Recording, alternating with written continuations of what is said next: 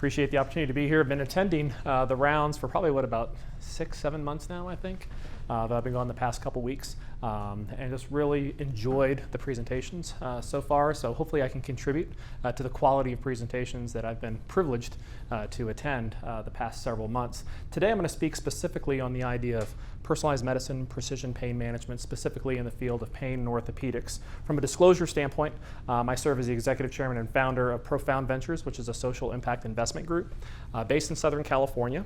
We also have a presence in the DFW area and the Dallas-Fort Worth area, and we are setting up a presence here in Utah. We've already opened up an office. We're a social impact investment group that basically funds and starts companies that are targeting human pain and suffering in the field of health and life sciences.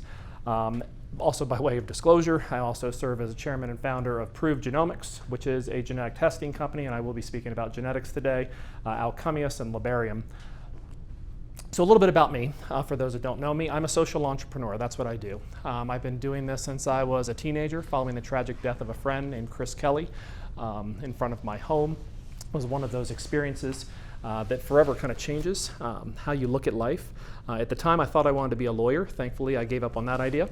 But I was interested in the law, and I wanted to prevent something so awful from happening to others. And so I put together an effort where we lobbied for and enacted the very first bicycle helmet law for children in the United States in my county in Maryland, and then I did it in the neighboring county, and then I did it in the state of Maryland.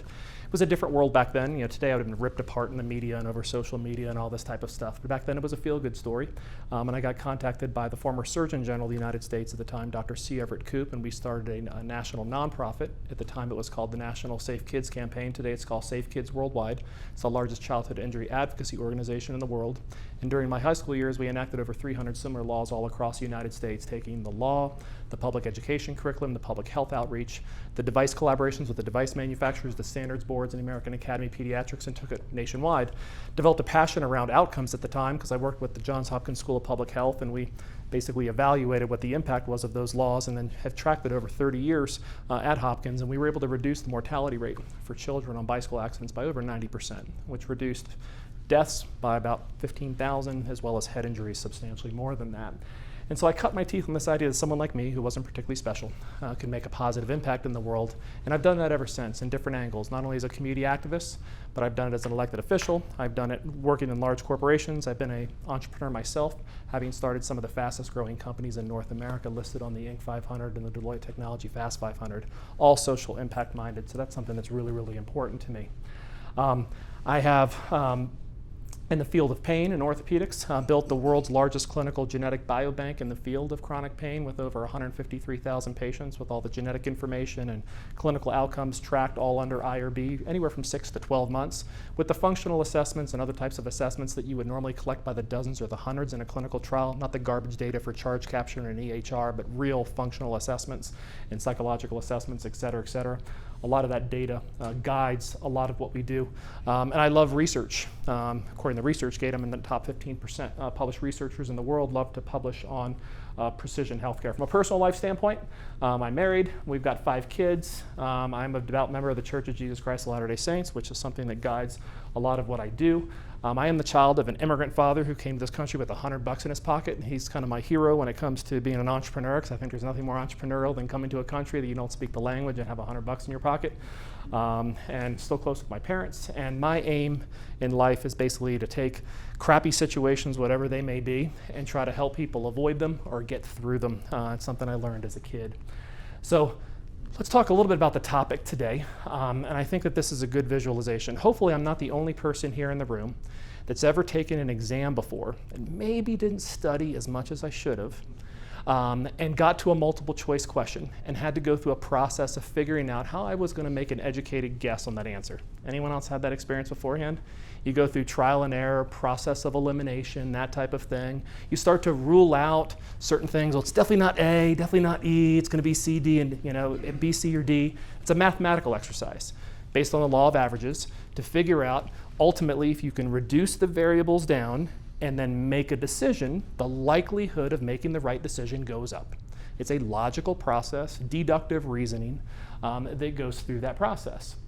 Well, for those that are clinicians, you know that with the reductionist approach in which you've been trained, you also go through a similar approach of ruling certain diagnoses out, ruling certain treatments out, to improve the accuracy of ultimately the decisions you're going to make. One of the inherent challenges is in the realm of pain.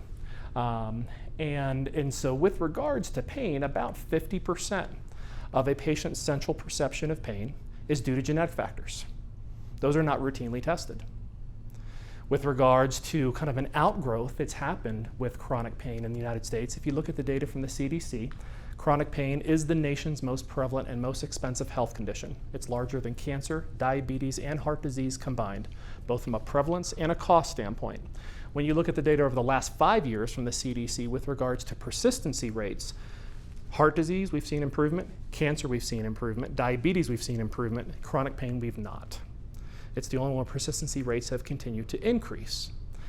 What's been a natural outgrowth of addressing pain has been the increase in exposure to pain treatments, one of which being opioids. Opioids have been around for 7,000 years, been consumed by human beings for a very, very long time, but in the last 25 years, they've become problematic.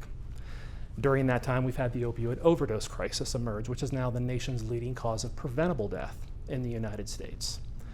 According to the American Society of Addiction Medicine, as well as the National Institutes of Drug Abuse, anywhere from 40 to 60% of that addiction is due to genetic factors. So, if we go step back to this exam, and we didn't study or assess 50% of the course material, and we went into that exam, the chance of doing well, we may struggle. The same thing also happens in this exam as well, which is a patient exam, if we're not assessing and analyzing 50% of the material. When you don't have a logical dilemma, or you don't have the data that you need, you end up with a logical dilemma where you institute bias or discretion into it, which gets into opinion. And so if you look at this particular image here of Prince William, the media reported some of this image and said Prince William gives it onlookers a rude gesture as he comes out of the vehicle. Well, from the other angle of looking at it, it wasn't a rude gesture, but in fact he was making the number 3. And so the perspective on whether a journalist reported this angle versus this angle was really a function of their perspective and sometimes their bias or opinion. And we see this a lot in the media, unfortunately. You also see it a lot in medicine.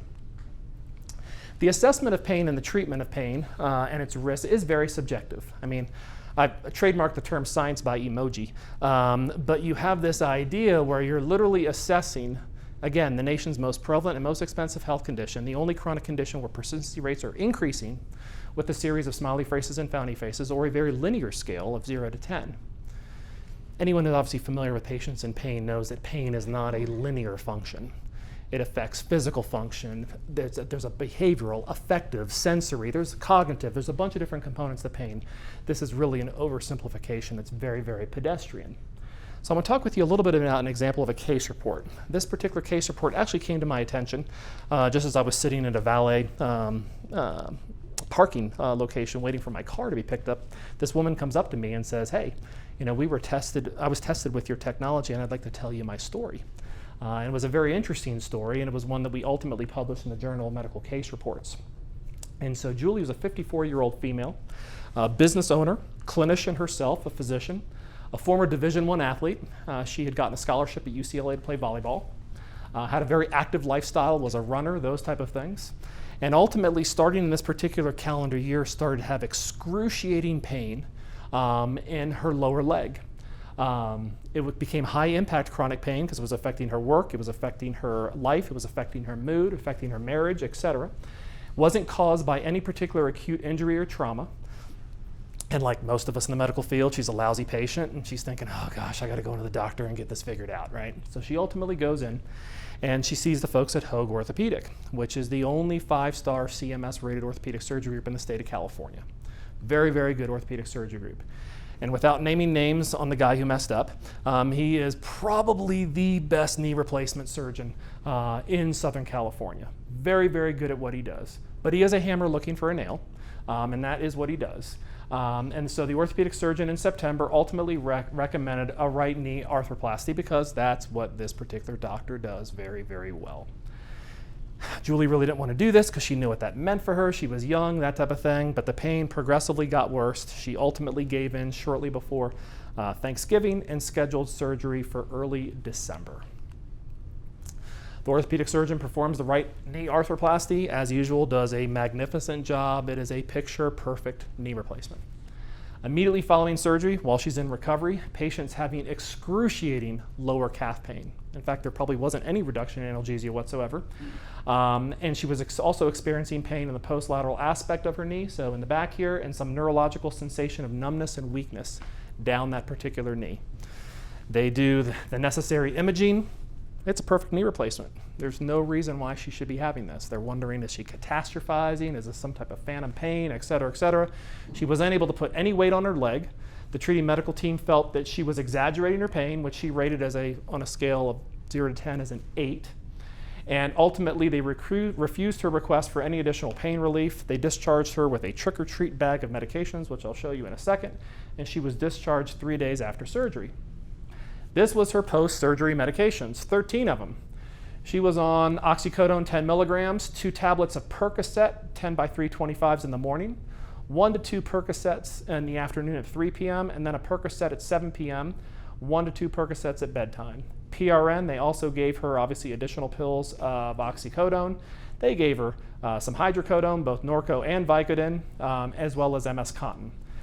As you can imagine, with all of that in her system, she had her share of opioid-induced adverse events, so she was prescribed Movantik for constipation and Zofran for the nausea. Her quality of life was awful. In addition, she was also prescribed a bunch of other medications for interrelated issues. She was unable to get out of bed beyond going to the bathroom, mild help with bathing, and her holidays were awful that particular calendar year. She was unable to achieve any anesthesia. She was unable to get out of bed. She was labeled a drug seeker as she was calling in for help. She was referred to pain management and sports medicine at Hoag Orthopedic, and they scheduled an appointment for her at the end of January. So she went throughout the holiday season, the beginning part of January, in this excruciating pain, unable to work, unable to function. At the end of January, she was seen by Dr. Dave Gazanica, who's a good friend. He's the head of sports medicine at Hoag Orthopedic. He's also the doctor for the Chargers now.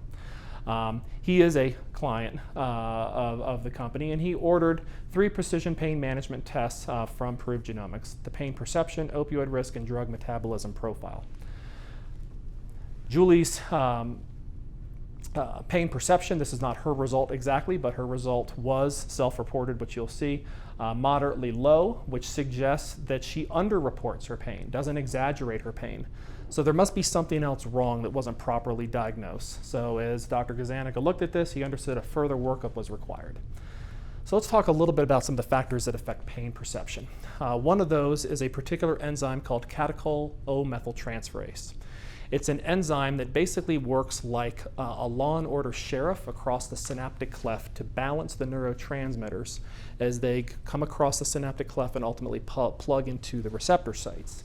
When you have a dysfunction in catecholamine transferase and there isn't, well, let's say, police in the neighborhood, law enforcement in the neighborhood, you know, the cat's away, the mice are at play, and you have an increase in dopamine, epinephrine, and norepinephrine, which results in a higher sensitivity to pain by a reduction of this enzymatic activity.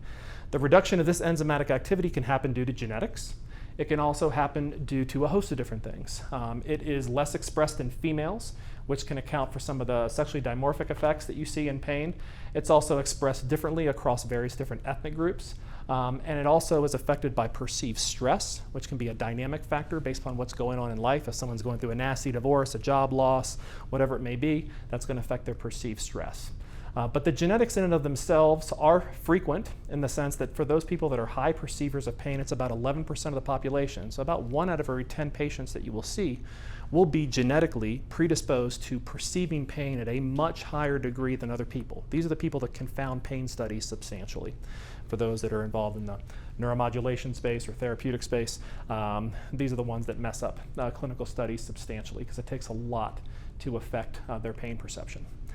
From an opioid risk standpoint, even though this is an image of a high-risk result, she was actually low risk for misusing opioids. So this patient was given a dramatic amount of opioids. She needed something more to address the pain. She was labeled a drug seeker by virtue of the fact that the therapy wasn't working, but she wasn't a drug seeker at all. In fact, she had very low risk for misusing opioids. So she could safely take opioids, but there was obviously some type of underlying issue. Well, what's some of the science around opioid addiction risk? Well, again, returning to the synaptic cleft, to the synapse, you have a bunch of different neurotransmitters that are involved in the sensation around opioid abuse. You'll see some patients that when they start taking an opioid, they may have a euphoric response, or it may make them feel good, versus others that it may make them feel melancholy, or it may make them feel groggy, or those type of things. That's all the chemical interaction that's happening here across the synaptic cleft. Genetic factors will account for about half of the risk. Phenotypic factors such as age. Out of all the analysis we did in tracking 153,000 patients every single month prospectively, if you look at all the correlation coefficients as a math guy to geek out a little bit, the one with the strongest correlation from an R-squared standpoint, as we did all the different types of regression analyses, was actually a diagnosis of depression. More than genetics, more than a history of drinking alcohol, smoking, family history of things. A patient with depression was the single largest factor, not in of itself, but from an R-square standpoint, contributing to those that became abusers of opioids. Interesting piece of data. Another thing that we recently discovered in working with the Attorney General in the state of Ohio, because a lot of things we do, as I mentioned, are kind of social impact minded, and we work with Cleveland Clinic and Case Western Reserve University and others, but we looked at some of the differences between, let's call it the more morphine type opioid related opioid use disorders. So, hydrocodone, oxycodone, hydromorphone, codeine, tramadol, etc., versus fentanyl. And they actually are very, very different. And so we'll actually be bringing to market a test that shows that differentiation. Because for those, I don't know if you've had the displeasure of having to talk and deal with the pain of someone who becomes addicted to opioids, but a patient who becomes addicted to fentanyl versus a patient who becomes addicted to oxycodone is a very, very different experience. Very, very different. We can get into the chemistry of it, and I can explain the chemistry differences or even the pharmacokinetic differences, but net, when you're talking to a patient who becomes addicted to fentanyl, and most people don't just take fentanyl out of pleasure because it doesn't give pleasure, the person who is addicted to fentanyl is continuing to take fentanyl to stop the withdrawal, because fentanyl withdrawal is awful. Versus the patient who becomes addicted to oxycodone is trying to continue to get the high that they felt beforehand. So it's a very different behavior that drives the consumption.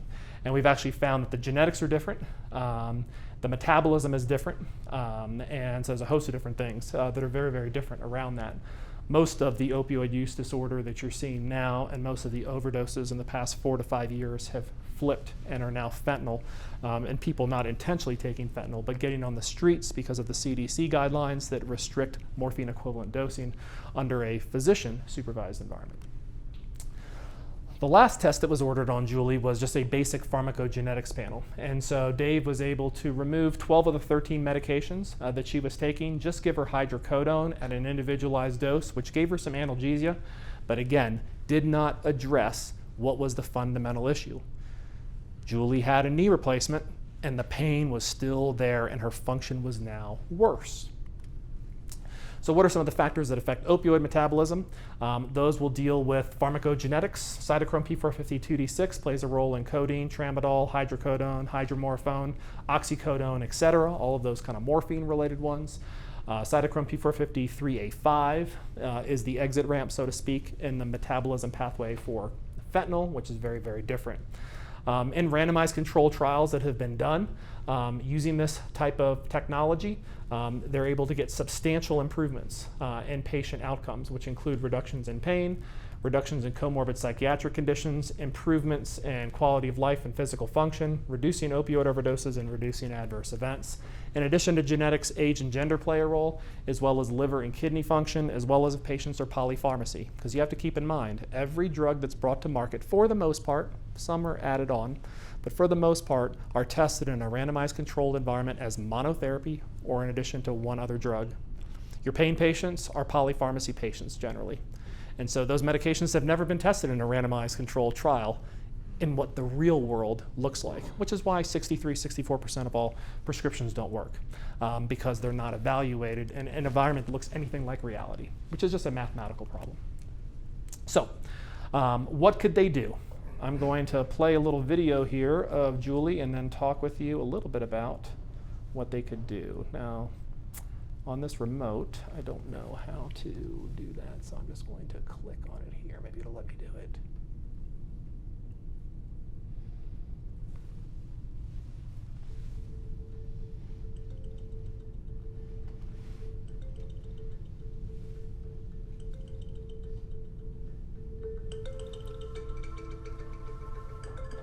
It is challenging to determine the true level of the patient's pain, because somebody may say my pain is 8 out of 10 or 9 out of 10, but somebody else that has a different kind of a chemical makeup might say that their pain is only 5 out of 10. It's very difficult, it's very subjective. The doctor has to figure out, is this patient telling the truth? Is this patient lying because they want opioids? They have absolutely no idea, and that's literally either whether it's the 0 to 10 scale or smiley faces and frowny faces, is how we diagnose the most prevalent and most expensive healthcare condition in the United States. Our business is all around delivering information to improve those important and sometimes life-threatening decisions.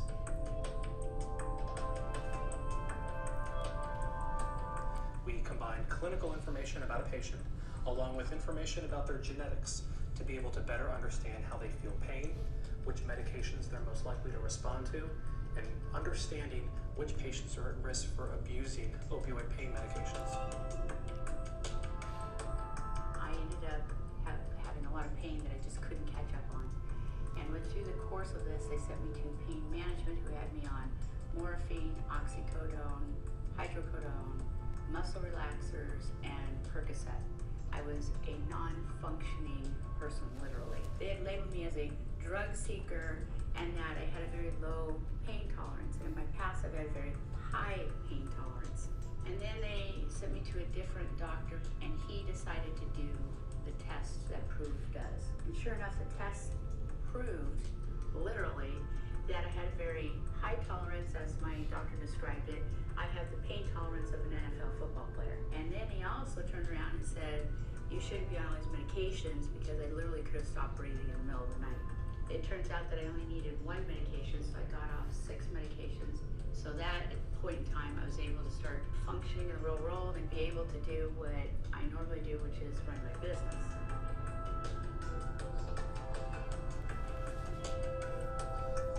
I think this kind of a genetic testing and knowing what the patient has in their genetic makeup before we start giving them medications would go a long way to prevent opioid addiction. I'm sure other doctors will catch on, and this may become one of our tools that everyone would be expected to use before dispensing medications. So that was a video from about 8 years ago, but Hey CNBC fans, thanks for checking out our YouTube channel. Here you're going to find videos packed with all of the information that you... Sorry about that. All right. So what did they do? Once they realized, okay, there had to be something else going on because the knee arthroplasty didn't work. There had to be something that was contributing to the pain. They did further imaging work, and they found the cause of the patient's pain was a bone spur. Was an exodosis, and it was basically a heterotopic ossification within the muscle that basically kind of comes diagonally behind the back of the knee. And that was basically hitting the tibial nerve that was coming down and causing the pain. Simple outpatient procedure, was surgically removed, and the pain disappeared. Following the second surgery, she was substantially better, but now she had a knee replacement that she didn't need. Ironically, the insurance company easily paid for the knee replacement, and it took us a very long time. It took us months to get paid for the analysis that was done. So a little bit about personalized pain management testing, why it's important to improve patient care. Again, chronic pain is the only chronic condition whose persistency rates are increasing. Opioid overdoses are at an all-time high in excess of 107,000 in 2023. Many published studies, we've done most of them, over 3,000 patients, show the clinical validity and accuracy of the testing in excess of 96% in its reporting results, whether it's in objectively assessing pain, recommending treatments, avoiding opioid overdoses, And then we've also published studies totaling outcome studies in over 13,000 patients to show the clinical utility of the clinicians using the testing, resulting in an average 50% pain reduction within 30 days and almost complete elimination of opioid use disorder. Fortunately, there's new CPT codes for reimbursement now, so it's reimbursed within Medicare, private insurance, workers' compensation, and Medi-Cal is the first Medicaid program in the United States to reimburse for this type of testing. There is one test that's already FDA approved with more coming, but they're all offered as laboratory developed tests. And there's international guidelines from CPIC, which is run by Mary Relling out of St. Jude's Children's Research Hospital, and others that recommend testing in pain patients. So we can do better. Kind of going back to that initial idea of the patient exam. Back in 1996, they invented the universal diagnostic machine for a car. I'm dating myself here, but I know there's some people in the room that are similar age to me. You may remember, there was a time where you would go and you had a problem with your car, and you'd go to an auto mechanic to get an opinion, and then you go to another auto mechanic to get a second opinion, and those type of things to figure out exactly what was wrong. The diagnostic workup on the vehicle was very subjective, based upon an opinion, a second opinion, et cetera, et cetera. Now you go to a place, they put a little chip on there, put a thing, and the codes come right up and they tell you exactly what's wrong and they know exactly what they need to change. There's no need for a first opinion or a second opinion anymore because there's a universal diagnostic that either plugs into the shaft of the steering wheel or there's a little USB device that tells you exactly what's wrong so they can fix what's wrong with the vehicle. They know based upon the code what part to replace, how long it's going to take, how much it's going to cost, no matter what the make is. And we've had that for 20 years. Versus in the medical field where we still rely upon opinions, and there have been published in peer-reviewed studies that shows in various different examples about half of diagnoses were incorrect. A second opinion reduced the error rate down to about 25.8%, and the receipt of the second opinions reduced the error rate down to 16%. And so again, going through a process of deductive reasoning with opinion isn't an exact science by any stretch of the imagination. When algebra was basically standardized in 820 AD by a Persian kind of Renaissance man named Al-Khwarizmi, which is where the word algorithm came from, that algebra has been the same since 820 AD. The practice of medicine and the practice of science have changed dramatically. Barbers don't do amputations anymore. We don't leech patients, and we don't drill holes in people's heads for migraines. We can do better. And the mathematics of it can help tremendously so that clinicians can have the information they need in that reduced amount of time with the reduced amount of pay they're getting to be able to make better decisions to result in better outcomes. So thank you very much.